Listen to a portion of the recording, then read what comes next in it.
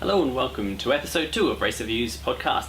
Today we'll be looking at the opening round of the IMSA United Sports Car Series. This weekend was the Daytona 24, the first ever round of the Unified Grand Am and American Le Mans Series Championships. It was a race not without controversy, with the balance of performance and the race finish being of huge controversial value.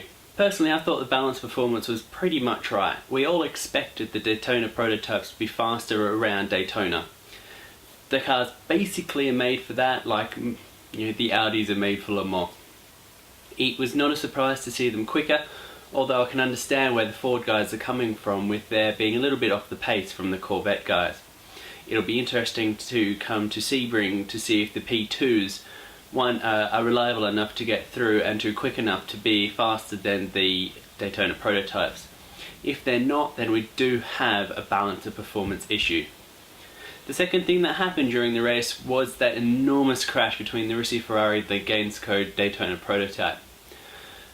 Basically a crash that is impossible to rule out of multi-class or any racing.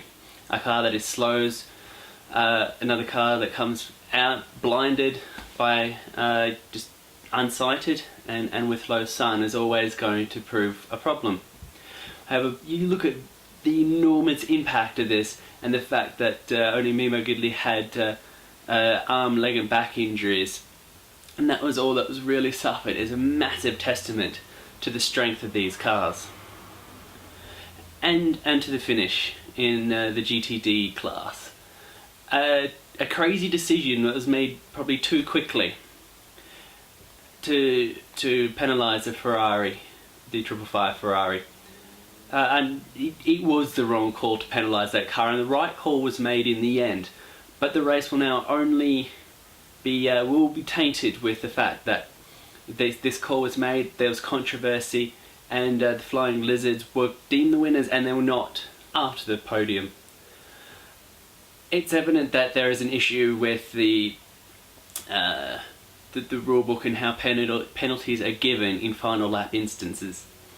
We saw a problem in the ALMS with Ryan Briscoe in the level 5 when he hit out Scott Schopp in the ESM prototype, and now we see this in the